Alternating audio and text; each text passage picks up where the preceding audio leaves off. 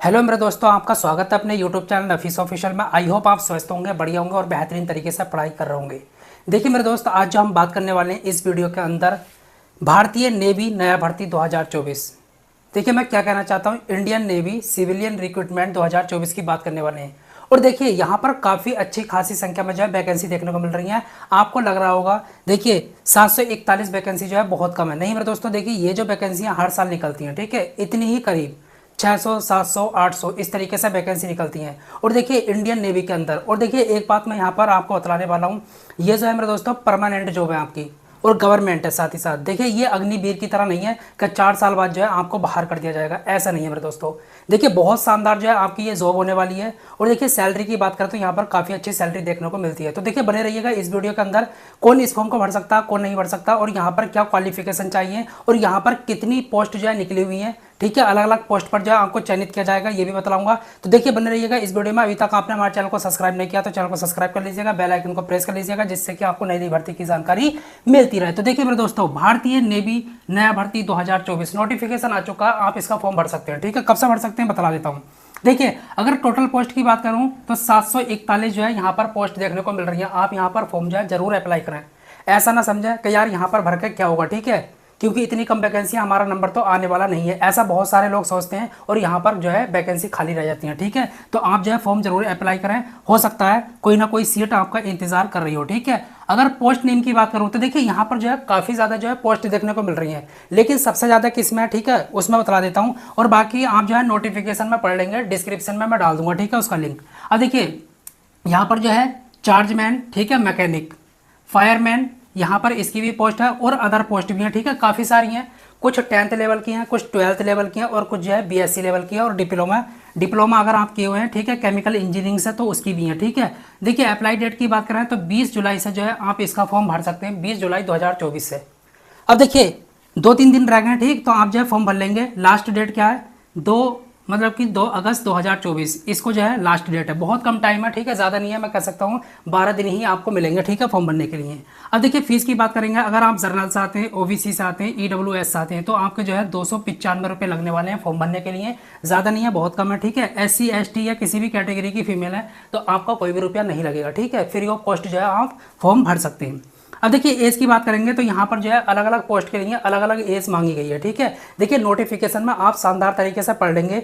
देखिए बस किसके बारे में पढ़ेंगे, एज के बारे में, और बाकी जो है पोस्ट के लिए जो है क्या क्वालिफिकेशन मांगी गई है बस उसके बारे में। बाकी तो मैं आपको यहाँ पर डिटेल में बतला ही दूंगा। देखिए अगर आप जर्नल से आते हैं तो आपकी मिनिमम एज जो है 18 और 25, क्योंकि कुछ पोस्ट तो ऐसी हैं जिसमें 18 से 25 मांगा, कुछ ऐसी हैं जिसमें 18 से 27, कुछ ऐसी हैं जिसमें 18 से 30 जो है एज मांगी गई है, ठीक है।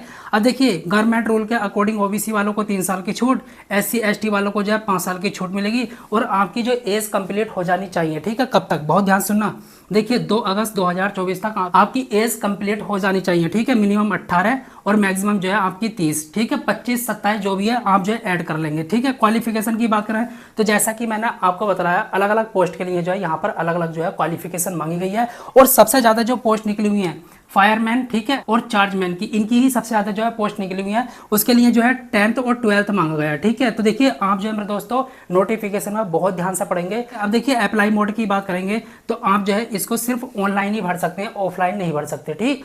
अब देखिए फीस जो है आप जैसे भी जमा करें वैसे तो वही होता है, क्रेडिट कार्ड, डेबिट कार्ड जो भी है, ठीक है।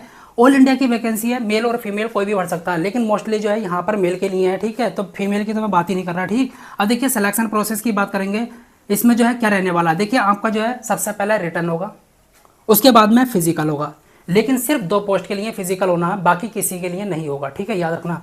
कौन कौन सी पोस्ट के लिए, फायरमैन, ठीक, फायर इंजन ड्राइवर, इन पोस्ट के लिए जो है आपका फिजिकल होगा, बाकी किसी पोस्ट के लिए फिजिकल नहीं होगा, याद रखना मेरे दोस्तों, सिर्फ 2 के लिए।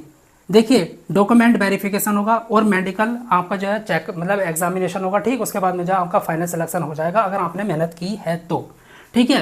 अब देखिए रिटन एग्जाम की बात करेंगे, बहुत ध्यान से सुनना। देखिए रिटन में क्या आने वाला, कौन कौन से सब्जेक्ट आएंगे। देखिए जर्नल इंटेलिजेंट के 25 क्वेश्चन आएंगे, 25 मार्क्स के, क्योंकि प्रत्येक क्वेश्चन जो है 1 मार्क्स का, ठीक। जर्नल अवेयरनेस के 25 क्वेश्चन 25 मार्क्स, मैथ के 25 क्वेश्चन 25 मार्क्स, इंग्लिश के 25 क्वेश्चन 25 मार्क्स, टोटल 100 क्वेश्चन होंगे, 100 मार्क्स के होंगे, और 90 मिनट आपको करने के लिए मिलेंगे, काफ़ी ज़्यादा टाइम होता है, ठीक है। निगेटिव मार्किंग 1/4 की रहने वाली है। ठीक है, देखिए आप जो है मेरे दोस्तों इसको क्वालिफाई कैसे करेंगे, बहुत ध्यान सुनना। देखिए इसके अकॉर्डिंग जो है आपकी कट ऑफ लगनी है। तो देखिए मैं कह सकता हूँ कि हर किसी कैटेगरी के बंदे के जो है करीब करीब 45% तो नंबर यहाँ पर आ ही जाए। ठीक है, तभी क्वालिफाई कर पाएंगे इसको ढंग से। और देखिए मैं तो ये कहना चाहूँगा कि 60-70% जो है आप नंबर लेकर आए, मतलब 100 का 70% 70 ही नंबर होगा। ठीक है, तो 70-80 इस तरीके से नंबर लेकर आए, ये तो मैं ये कहना चाह रहा हूँ। देखिए मान के चलो अगर फॉर्म नहीं भरते हैं तो यहाँ पर जो है इतनी कम कट ऑफ जा सकती है 45 या 50 नंबर की। लेकिन अगर फॉर्म भरे गए, याद रखना, तो मेरे दोस्तों कट ऑफ जो है थोड़ी ऊपर जा सकती है, मतलब 70-75 इस तरीके से 80 भी जा सकती है। ठीक, अब देखिए फिजिकल होगा, फिजिकल में सबसे पहले जो है PST होगा और मेल के लिए होगा। ठीक है, देखिए अगर मैं हाइट की बात करूँ तो 165 सेंटीमीटर जो है हाइट मांगी गई है। ठीक, अब देखिए छूट की बात करूँ, किसको छूट मिलेगी, जो शेड्यूल्ड ट्राइब्स आते हैं, ठीक है, ST से, उनको जो है 2.5 सेंटीमीटर की छूट मिलेगी। ठीक, मतलब अगर उनकी 162.5 सेंटीमीटर है तो वो फॉर्म को फिल कर सकते हैं, मतलब फॉर्म को क्या वो क्वालिफाई कर देंगे। ठीक है, फॉर्म से तो कोई मतलब ही नहीं है। ठीक है, अब देखिए चेस्ट की बात करेंगे तो चेस्ट कितना मांगा गया है। ठीक, फुल आने के बाद, एक्सपेंशन के बाद, फुल अप के बाद 85 सेंटीमीटर। अब देखिए वेट कितना होना चाहिए भाई, 50 किलो तो वेट होना ही चाहिए, अगर इससे कम है तो बढ़ा लेना। ठीक, ज़्यादा भी नहीं करना, 70-80 मत कर लेना। ठीक है, कभी पता लगे ना कूदे जा रहा है और ना आपसे वजन नहीं लेकर मतलब जाया जा रहा है। ठीक है, तो इस तरीके से मत करना। उसके बाद में जो है आपका PET होगा। ठीक है, तो देखिए PET में क्या होगा, आपको जो है 63 किलो 500 ग्राम वजन जो है उठाना है। ठीक, चाहे तो आप कंधे पर रखें या सर पर रखें, और 183 मीटर तक उसको लेकर जाना है। ठीक, और 96 सेकंड मिलेंगे। तो देख लेना भाई, प्रैक्टिस कर लेना। मुझे तो इसके बारे में नहीं पता कि 183 मीटर, भाई वजन ही बहुत ज़्यादा है, ये तो 63.5 समझ रहे हो तुम, 50 किलो से बहुत ऊपर है। ठीक, तो भाई इतना वजन है, याद रखना। और सेकंड में आपको बहुत कम मिल रहा है, 96 सेकंड। लेकिन भाई जो प्रैक्टिस करेगा वो तो कर ही सकता है। ठीक है, हमारे बस की बात तो है नहीं। ठीक, अब लॉन्ग जंप की बात करते हैं। तो देखिए आपको जो लंबी कूद लगानी है, देखिए एक गड्ढा होगा और वो उसका जो साइज़ होगा वो 2.7 मीटर का होगा। ठीक है, मतलब इतना लंबा होगा और आपको जो कूद लगानी है उसके ऊपर से। तो याद रखना, देखिए डिच मतलब होता है गड्ढा, तो एक गड्ढा होगा, लगा देना, कोई नहीं। ठीक, कूद प्रैक्टिस करते हैं, बहुत सारे बंदे लगा देंगे। अब देखिए एक जो है रस्सी लटकी हुई होगी। ठीक, आपको ये भी करना है, वो 3 मीटर की होगी और आपको जो है हाथ और पैर की मदद से जो है उस पर चढ़ना है। ठीक है, वर्टिकली इस तरीके से, ऐसे नहीं कि इस तरीके से। तो याद रखना इस तरीके से होगी लटकी हुई, आपको जो है हाथ पैर की मदद से जो है चढ़ना। अब देखिए सैलरी की बात करते हैं। अच्छा मैं एक चीज़ बता देता हूँ, जो इंडियन नेवी सिविलियन जो रिक्रूटमेंट है इसके अंतर्गत आती हैं। ठीक है, देखिए ये जो आती हैं गवर्नमेंट ऑफ इंडिया, ठीक है, मिनिस्ट्री ऑफ डिफेंस के अंतर्गत जो है आपकी इंडियन नेवी आती है। ठीक, याद रखना मेरे दोस्तों। तो यहाँ पर जो है इंडियन नेवी ने रिक्रूटमेंट निकाली है। ठीक, ये ऑर्गेनाइजेशन है। अब देखिए सैलरी की बात करें तो शुरुआती सैलरी जो है आपको करीब करीब 35,000 जो है देखने को मिलेगी। ठीक है, 35,000, और भाई हो ही जाता है। ठीक है, 40,000 तक तो हो ही जाती है। ठीक, इतनी ज़्यादा। और देखिए परमानेंट है, गवर्नमेंट है, और आप जो है लाइफ टाइम इसको करेंगे। ठीक है, परमानेंट एकदम परमानेंट गवर्नमेंट और लाइफ टाइम जो है इस जॉब को आप करेंगे। ठीक है, ये अग्निवीर की तरह तो बिल्कुल भी नहीं है, याद रखना मेरे दोस्तों। और सैलरी की बात करूँ, ज़बरदस्त सैलरी देखने को मिलती है।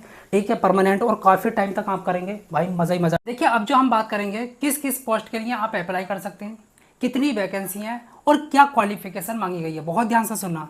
देखिए चार्जमैन वर्कशॉप की बात करें, एक वैकेंसी है BSc या फिर डिप्लोमा इन केमिकल इंजीनियरिंग। ठीक है, अब देखिए चार्जमैन फैक्ट्री की बात करेंगे, इसमें 10 वैकेंसी हैं। क्वालिफिकेशन क्या मांगी गई है, BSc या फिर diploma in CE computer engineering, MEEE ECE। ठीक है, देखिए ये जो है इंजीनियरिंग है। ठीक, चार्जमैन मैकेनिक की बात करें 18 वैकेंसी हैं। Diploma in EE ME ECE मतलब किसी में भी डिप्लोमा हो, ठीक है, या फिर PE, और 2 ईयर का जो है एक्सपीरियंस होना चाहिए। अब देखिए फायरमैन की बात करेंगे, 444 यहाँ पर वैकेंसी है। 12th पास हो आप। ठीक है, बेसिक फायर फाइटिंग कोर्स कहीं से बनवाना। ठीक है, इसको तो देखिए आप जो है अप्लाई कर सकते हैं। फायर इंजन ड्राइवर 58 पोस्ट है, 12th पास होने चाहिए। HMB मतलब कि हैवी मोटर व्हीकल का जो है आपके पास लाइसेंस होना चाहिए, आप जो है अप्लाई कर सकते हैं। ट्रेड्समैन मेट की बात करें तो 161 यहाँ पर वैकेंसी है। 10th pass, ITI in related field. ठीक है, इस फील्ड से जो है आप रिलेटेड कोई भी ITI किए हुए हैं। ठीक, कुक की बात करें, नो वैकेंसी, 10th पास है। ठीक, और 1 साल का आपके पास जो है एक्सपीरियंस होना चाहिए। MTS मिनिस्ट्रियल की बात करेंगे, ठीक है, आपको जो है मिनिस्ट्रियल की बात करेंगे, ठीक है, किसी डिपार्टमेंट में जो है आपको जो मिनिस्ट्री से रिलेटेड होता है उसमें जो है अगर बात करूं तो 16 वैकेंसी हैं। और देखिए आप 10th पास हो और ITI जो है यहाँ पर मांगा गया है, ठीक। अब देखिए ITI यहाँ पर कुछ लिखा तो है नहीं, तो देखिए अगर आप किसी भी फील्ड से करे हुए हैं, ठीक है, चाहे तो कंप्यूटर्स है, चाहे आप मैकेनिकल्स है या फिर केमिकल्स है, जिससे भी मर्जी मतलब किसी से भी करे हुए हैं तो आप जो है कर सकते हैं, ठीक। पेस्ट कंट्रोल वर्कर की बात करें 18 जो है यहाँ पर वैकेंसी है, 10th पास सिंपल, ठीक है, यहाँ पर मांगा गया है, ठीक। ड्रोट्समैन मतलब जो सूखा होगा, जो सूखा पड़ जाता है, ठीक, कंस्ट्रक्शन, उसका कंस्ट्रक्शन करने के लिए जो भी है, ठीक, 2 वैकेंसी है, 10th पास होने चाहिए, 2 ईयर का जो है आपके पास एक्सपीरियंस सर्टिफिकेट होना चाहिए, ठीक है, रिलेटेड फील्ड में। साइंटिफिक असिस्टेंट की बात करें 4 वैकेंसी है, BSc और 2 ईयर का जो है एक्सपीरियंस होना चाहिए। तो देखिए मैंने यहाँ पर आपको जो है मेरे दोस्तों पोस्ट बतलाई, वैकेंसी बतलाई और क्वालिफिकेशन बतला दी। तो आई होप आपको